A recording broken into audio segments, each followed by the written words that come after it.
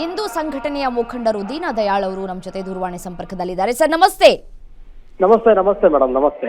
ಲಕ್ಷಾಂತರ ಭಕ್ತರು ಕಾತುರದಿಂದ ಕಾದು ಕುಳಿತಿದ್ದಂತಹ ಕ್ಷಣ ಬಂದೇ ಬಿಟ್ಟಿದೆ. ಧ್ವಜಾರೋಹಣವೂ ಕೂಡ ನೆರವೇರಿಸಲಾಗ್ತಾ ಇದೆ ಪ್ರಧಾನಿ ನರೇಂದ್ರ ಮೋದಿ ಅವರ ಸಮ್ಮುಖದಲ್ಲಿ. ಸರ್, ಈ ಕ್ಷಣವನ್ನ ನೀವು ಯಾವ ರೀತಿಯಾಗಿ ನೆನಪಿಸ್ಕೊಳ್ತೀರಿ ಅಂತ ಹೇಳಿ? ನಮ್ಮ ಜೀವಮಾನದ ಅತ್ಯಂತ ಸಂತಸದ ಕ್ಷಣ ಇದು. ಬಹಳ ತುಂಬಾ ಸಂತೋಷ ಆಗ್ತಾ ಇದೆ. ಯಾಕೆ ಅಂತಂದ್ರೆ 500 ವರ್ಷಗಳ ಹೋರಾಟ ಆಗಿ 500 ವರ್ಷಗಳಿಂದ ಹೋರಾಟ ಆಗಿ ಪ್ರಾಣ ತ್ಯಾಗ ಬಲಿದಾನ ಮಾಡಿದಂತಹ ಲಕ್ಷ ಜನರ ಕಾರ್ಯಕರ್ತರ ಮತ್ತು ಕಾರ್ಯಸೇವಕರ ಮತ್ತು ಹಿಂದೂ ಧರ್ಮಾಭಿಮಾನಿಗಳ ಏನೊಂದು ಹೋರಾಟದ ಫಲ ಇತ್ತು, ಅವರೆಲ್ಲದರ ಹೋರಾಟದ ಪರಿಣಾಮ ಇವತ್ತಿನ ದಿವಸ ಈ ಒಂದು ಐತಿಹಾಸಿಕ ದಿನವನ್ನ ನಾವು ಕಣ್ತುಂಬಿಸ್ಕೊಂತಾ ಇದೀವಿ. ಮತ್ತೆ ಒಂದು ಏನು ಅಂತಂದ್ರೆ, ಪಾಪ ಅವ್ರು ಯಾರಿಗೂ ನೋಡಕ್ ಆಗದೆ ಇರೋದು ನಾವು ನೋಡ್ತಾ ಇದೀವಿ ಇವತ್ತಿನ ದಿವಸ. ಹಾಗಾಗಿ ತುಂಬಾ ಸಂತೋಷ ಆಗ್ತಾ ಇದೆ. ಇದು ರಾಷ್ಟ್ರದ ನಮ್ಮ ಅಯೋಧ್ಯೆಯ ರಾಮ ಮಂದಿರ ಏನಿದೆ, ಕೇವಲ ರಾಮ ಮಂದಿರ ಅಂತಾನೆ ಅಲ್ಲ, ಅದನ್ನ ರಾಷ್ಟ್ರ ಮಂದಿರ ಅಂತಾನು ಅನ್ಕೊಂಡು ನಾವೆಲ್ಲರೂ ಸಹ ಈ ಒಂದು ಐತಿಹಾಸಿಕ ಇರುವಂತ ಈ ಕ್ಷಣವನ್ನ ಆನಂದ ಪಡಬೇಕು. ಮತ್ತು ಇದೇನಿದೆ ಈ ಧರ್ಮಧ್ವಜ ಏನಿದೆ, ಧರ್ಮಧ್ವಜದ ಮುಖಾಂತರ ಇಡೀ ದೇಶದೊಳಗಡೆ ಈ ದೇಶದ ಅಸ್ಮಿತೆಯ ಪರಿಣಾಮ ನಮಗೆ ಒಂದು ಒಳ್ಳೆಯ ಜಯವನ್ನ ತಂದುಕೊಟ್ಟಿರುವಂತದ್ದು. ಹಾಗಾಗಿ ತುಂಬಾ ಸಂತೋಷ ಆಗ್ತಾ ಇರ್ತದೆ ಮೇಡಮ್ ನಮ್ಗೆ.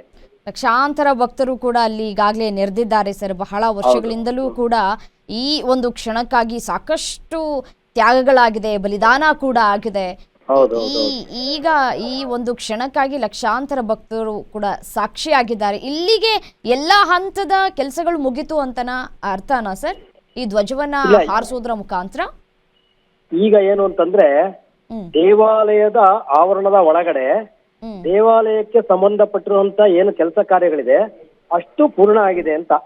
ಈ ಧರ್ಮಧ್ವಜವನ್ನ ಹಾರಿಸುವ ಮುಖಾಂತರ ಅಲ್ಲಿ ಸೆಕೆಂಡ್ ಹಾಗೆ ಸಂಪರ್ಕದಲ್ಲಿರಿ ಸರ್. ದೃಶ್ಯಾವಳಿಗಳಲ್ಲಿ ಗಮನಿಸ್ತಾ ಇದ್ದೀರಿ ವೀಕ್ಷಕರೇ, ಧ್ವಜಾರೋಹಣ ಆಗಿದೆ. ಧ್ವಜ ಇನ್ನೇನು ಆ ಒಂದು ಭಾಗದಲ್ಲಿ ಹೋಗಿ ಹಾರಾಡುವಂತಹ ದೃಶ್ಯವನ್ನ ಕೂಡ ಕಣ್ತುಂಬಿಕೊಳ್ಳಬಹುದಾಗಿದೆ. ದೃಶ್ಯವನ್ನ ಗಮನಿಸ್ತಾ ಇದ್ದೀರಿ. ಆ ಕ್ಷಣ, ಈ ಒಂದು ಕ್ಷಣಕ್ಕಾಗಿ ಲಕ್ಷಾಂತರ ಭಕ್ತರು ಕಾದು ಕುಳಿತಿದ್ರು.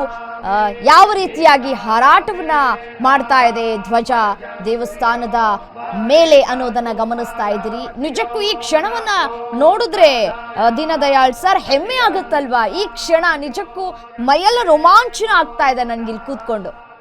ನಿಜವಾಲು ನಮ್ಗೆ ಇಲ್ಲಿ ಇದನ್ನ ನೋಡಿ ರೋಮಾಂಚನ ಆಗ್ತಿದೆ ಅಂತಂದಾಗ ಅಲ್ಲಿ ನೋಡ್ತಿರೋಂತ ಜನಗಳಿಗೆ ಹೆಂಗಾಗ್ಬೇಡ. ಮತ್ತು ನನಗನ್ಸೋದು ಇದೇ ಸಮಯದೊಳಗಡೆ ಯಾವ 500 ವರ್ಷಗಳಿಂದ ಹೋರಾಟ ಮಾಡಿದಂತ ತ್ಯಾಗ ಬಲಿದಾನ ಮಾಡಿದಂತ ಅನೇಕ ಆ ಮಹಾಪುರುಷರ ಪುಣ್ಯಾತ್ಮರ ಆತ್ಮಗಳು ಇವತ್ತಿಗೂ ಅವ್ರಿಗೆ ತೃಪ್ತಿ ಸಿಕ್ಕಿದೆ ಅಂತ ಅನ್ಸುತ್ತೆ. ಆ ರೀತಿ ಒಳಗಿರುವಂತ ವಾತಾವರಣ ನಿರ್ಮಾಣ ಆಗ್ತಾ ಇದೆ. ಈ ಧರ್ಮಧ್ವಜ ಹಾರಾಟ ಆಯ್ತು ಅಂತಂದ್ರೆ ಅಲ್ಲಿಗೆ ದೇವಸ್ಥಾನದ ಒಂದು ಕೆಲಸ ಮುಗ್ದಂಗ ಆಗಿರುತ್ತೆ. ಇನ್ನು ದೇವಾಲಯದ ಸುತ್ತಮುತ್ತ ಇರುವಂತ ಅನೇಕ ಭಾಗಗಳೇನಿದೆ ಅಲ್ಲಿ ಒಂದಿಷ್ಟು ಕಾರ್ಯಗಳು ನಡೀತಾ ಇದೆ. ದೇವಸ್ಥಾನಕ್ಕೆ ಸಂಬಂಧಪಟ್ಟಂತೆ ಪೂರ್ಣ ಕಾರ್ಯ ಆಗಿ ಧರ್ಮಧ್ವಜವನ್ನ ಹಾರ್ತಿದ್ದಾರೆ ಅಂತಂದ್ರೆ ಅಲ್ಲಿಗೆ ಈ ಧರ್ಮಕ್ಕೆ ಜಯ ಸಿಕ್ಕಿದೆ ಅಂತ ಅರ್ಥ.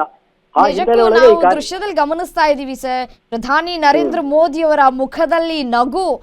ನಾವು ಅವರ ಮುಖದಲ್ಲಿ ನಗು ನೋಡೋದೇ ತೀರಾ ವಿರಳ. ಅದು ಇಂಥ ಸಂದರ್ಭದಲ್ಲಿ ಅವರ ಮುಖದಲ್ಲಿ ಖುಷಿ, ಆ ಒಂದು ಧ್ವಜವನ್ನ ಹಾರಿಸಿದಂತಹ ಖುಷಿ. ಮತ್ತೆ ಈ RSS ಮುಖ್ಯಸ್ಥ ಮೋಹನ್ ಭಗವತ್ ಅವರು ಕೂಡ ಇದ್ದಾರೆ, ಅವರ ಮುಖದಲ್ಲೂ ಖುಷಿಯನ್ನ ಗಮನಿಸ್ತಾ ಇದೀವಿ ಸರ್ ನಾವು. ಹೌದೌದು, ನಿಜವಾಗ್ಲು. ಯಾಕೆಂತಂದ್ರೆ ಈ ಪ್ರತ್ಯಕ್ಷವಾಗಿ 1992ಕ್ಕಿಂತ ಮುಂಚೆ ಏನೇನು ಅಯೋಧ್ಯೆಯ ರಾಮ ಜನ್ಮಭೂಮಿಯ ವಿಚಾರಕ್ಕೆ ಸಂಬಂಧಪಟ್ಟಂತೆ ಒಂದಿಷ್ಟು ಹೋರಾಟ, ಸಂಘರ್ಷ ಮತ್ತು ಅದಕ್ಕೆ ಸಂಬಂಧಪಟ್ಟ ವ್ಯವಸ್ಥೆ ದೃಷ್ಟಿಯಿಂದ ಕೆಲಸಗಳನ್ನು ಮಾಡಿದಂತ ವ್ಯಕ್ತಿ ನಮ್ಮ ಈಗಿನ ನೆಚ್ಚಿನ ಹೆಮ್ಮೆಯ ಹಿಂದುತ್ವದ ಪ್ರತೀಕವಾಗಿರುವಂತ ಪ್ರತಿಪಾದಕರಂತ ಸನ್ಮಾನ್ಯ ಶ್ರೀ ನರೇಂದ್ರ ಮೋದಿ ಅವರು. ನರೇಂದ್ರ ಮೋದಿ ಅವರ ಹೋರಾಟದಲ್ಲಿ ಪಾಲ್ಗೊಂಡು ಆ ವ್ಯವಸ್ಥೆ ಮಾಡಿರುವಂತ ಅವರು ಇವತ್ತು ಪ್ರಧಾನಮಂತ್ರಿಯಾಗಿ ಆ ಒಂದು ವಿಷಯವನ್ನ ಇಟ್ಕೊಂಡು ಅಲ್ಲಿ ಅವರ ಮುಖಾಂತರವೇ ಅಲ್ಲಿ ಶಂಕುಸ್ಥಾಪನೆ ಆಗಿದ್ದಂಥದ್ದು. ಅವ್ರ ಮುಖಾಂತರನೇ ರಾಮ ಮಂದಿರಕ್ಕೆ ಅಡಿಪಾಯ ಹಾಕಿ ಆ ರಾಮ ಮಂದಿರಕ್ಕೆ ಉದ್ಘಾಟನೆ ಮಾಡಿರುವಂಥದ್ದು. ಹೌದು. ಈಗ ಧರ್ಮಧ್ವಜವನ್ನು ಹಾರಿಸ್ತಾ ಇದಾರೆ ಅಂತಂದ್ರೆ ಎಂಥ ಅವ್ರಿಗೆ ಎಷ್ಟು ಸಂತೋಷ ಆಗಿರ್ಬೇಡ. ಯಾಕೆಂತಂದ್ರೆ ಪ್ರಾಣ ಪ್ರತಿಷ್ಠಾಪನೆಯೂ ಕೂಡ ಅವರ ಮುಖಾಂತರನೇ ಆಗಿದ್ದು, ಅವರ ಸಮ್ಮುಖದಲ್ಲೇ ಆಗಿದ್ದು. ಈಗ ಧ್ವಜಾರೋಹಣ ಬಹಳ ಪುಣ್ಯ ಮಾಡಿದ್ದಾರೆ ಅನ್ಸುತ್ತೆ ಸರ್ ನರೇಂದ್ರ ಮೋದಿ ಅವರು, ಅಲ್ವಾ? ನಿಜವಾಗ್ಲೂ ಅದಕ್ಕೂ ಪುಣ್ಯ ಮಾಡಿರ್ಬೇಕು. ಯಾಕೆ ಅಂತಂದ್ರೆ ನನಗೆ ಅನಿಸ್ತಾ ಇರೋದು ಮೇಡಮ್, ಅವರು ಇಡೀ ದೇಶದ ಒಂದು ಪವಾಡ ಪುರುಷ ಅಂತಾನೆ ಅನ್ಸುತ್ತೆ, ಮತ್ತು ಒಳಗಡೆ ದೈವತ್ವ ಇರುವಂತ ದೇವಮಾನವ ಅಂತ ಅನ್ಸುತ್ತೆ. ಯಾಕೆಂತಂದ್ರೆ ಯಾರಿಗೂ ಯಾರಿಗೂ ಸಿಗಕ್ ಸಾಧ್ಯನೇ ಇಲ್ಲ.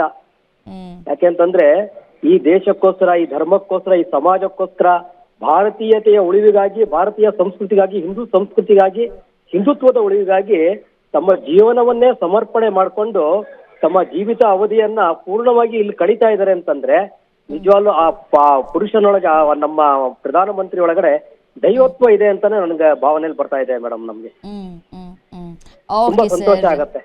ಓಕೆ ಸರ್, ನಿಮ್ಮ ಅನಿಸಿಕೆ ಮತ್ತೆ ಅಭಿಪ್ರಾಯಗಳನ್ನ ಗ್ಯಾರಂಟಿ ನ್ಯೂಸ್ ಜೊತೆ ಹಂಚಿಕೊಂಡಿದ್ದಕ್ಕಾಗಿ ಧನ್ಯವಾದಗಳು.